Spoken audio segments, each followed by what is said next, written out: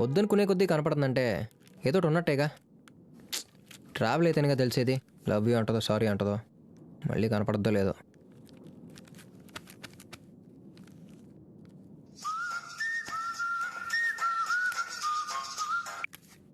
Hello hello, ఎవరండి? నీకెందుకు? అదే ఆ రోజు బైక్ నిన్న రోడ్ మీద మిమ్మల్ని ఒకసారి కలవాలి.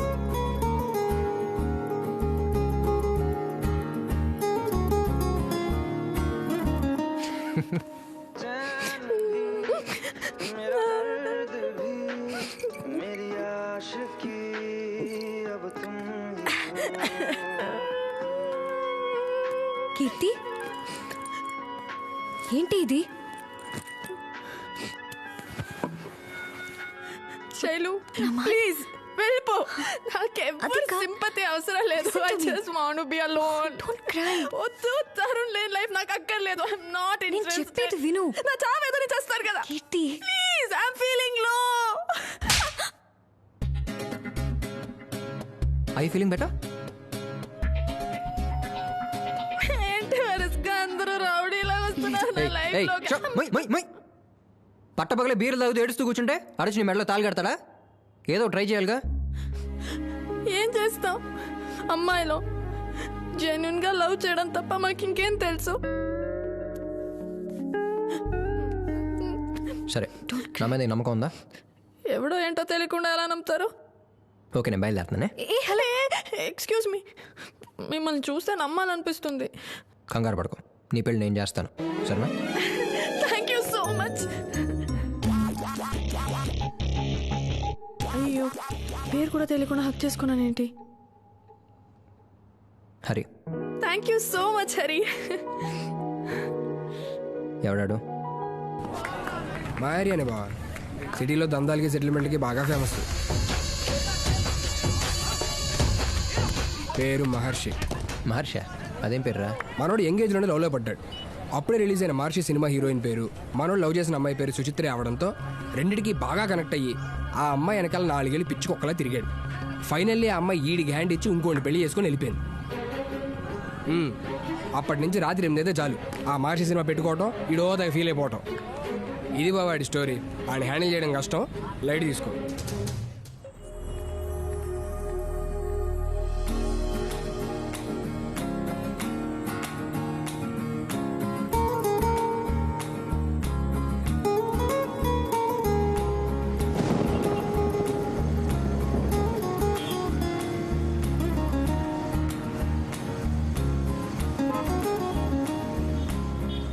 యాడ్ షూట్ కోసం రేపు గోవా వెళ్తున్నాను హరి. ఓ, ఎన్ని రోజులు? 5 days.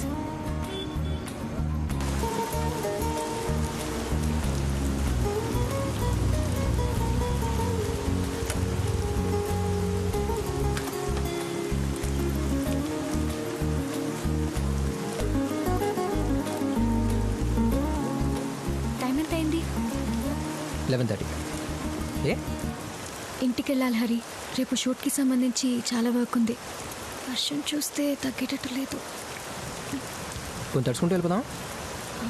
సైనస్ ప్రాబ్లం, తడిస్తే ఇంకంతే.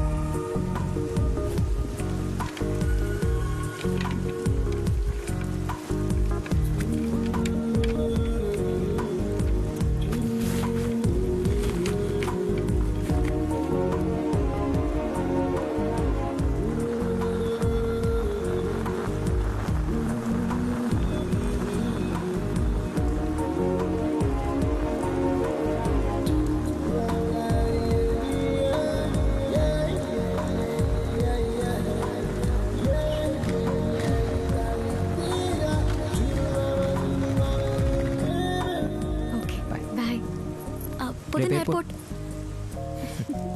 తీసుకెళ్తానులే. Okay, good night. Good night.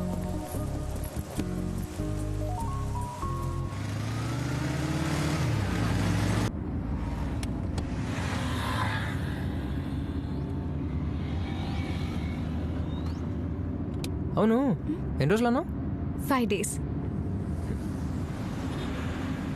Car ఎవరిది? అక్కదే.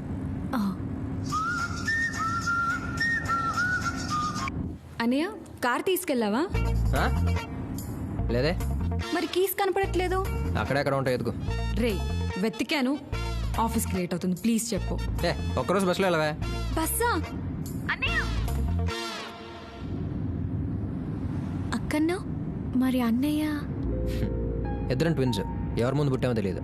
సో తన ఏజ్ తగ్గించుకోవడానికి నన్ను అన్నయ్య అని పిలుస్తుంది, పెంచడానికి నా అక్క అని పిలుస్తా.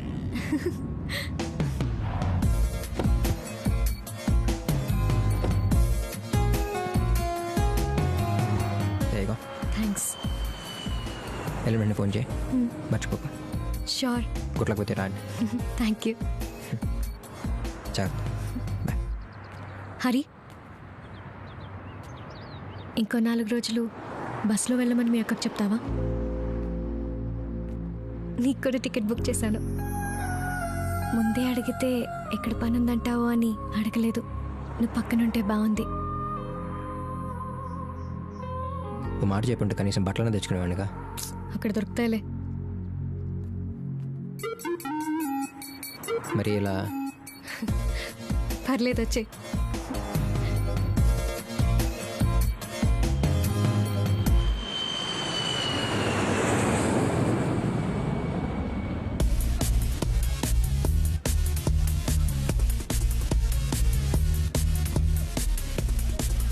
Ready, take. పర్లే కరే. కెమెరా.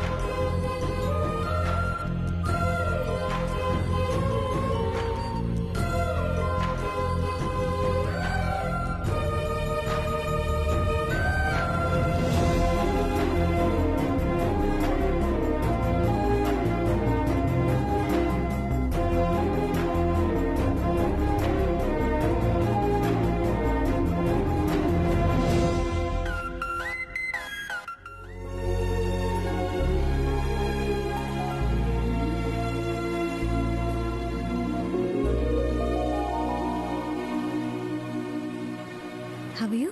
అవును, ఏమైపోయావు? వారం రోజుల నుంచి ఫోన్ చేసినా ఎత్తట్లేదు, మెసేజ్ చేసినా రిప్లై లేదు. కొంచెం బిజీగా ఉన్నాను. ఓ ఓకే. ఏంటి కలవాలన్నావు?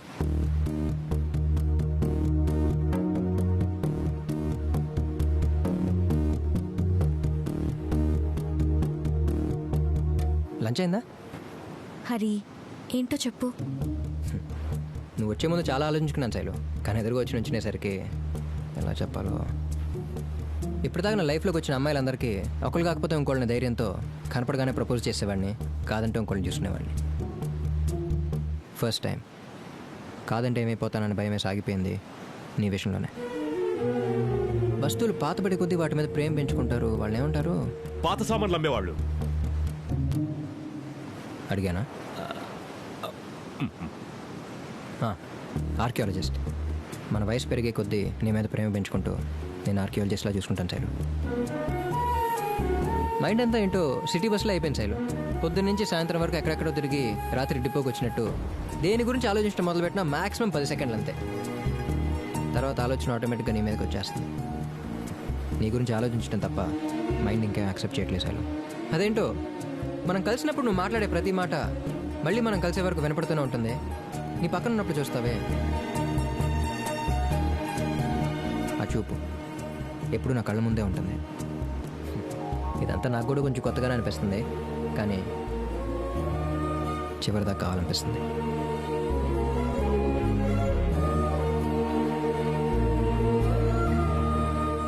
Love you Shailu.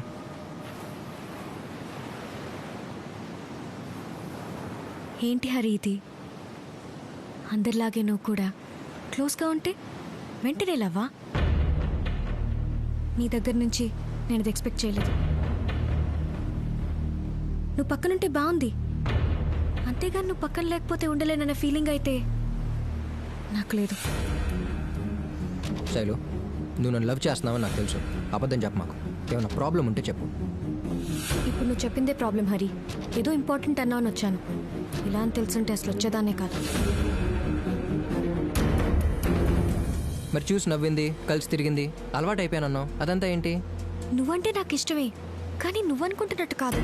అంటే చెప్పినా నీకు అర్థం కాదులే, వదిలే. చెప్తేనే కదా అర్థమవుద్దో లేదో తెలిసేది. పర్లేదు చెప్పు. I love you, but I'm not in love with you. చెప్పా కదా నీకు అర్థం కాదని. రేయ్, ఇక్కడ మాట్లాడుకోవాల్సిన చాలా ఉంది, మనం తర్వాత చూసుకుందాం. మేము వచ్చింది నీ కోసం కాదు, అమ్మాయి కోసం. అమ్మాయి కోసం? ఎందుకు? చెప్పినా నీకు అర్థం కాదు, వదిలే. ఇది చెప్పేది అర్థం కాక మీరు చెప్పేది అర్థం కాక ఎలా కనపడుతున్నారా మీకు?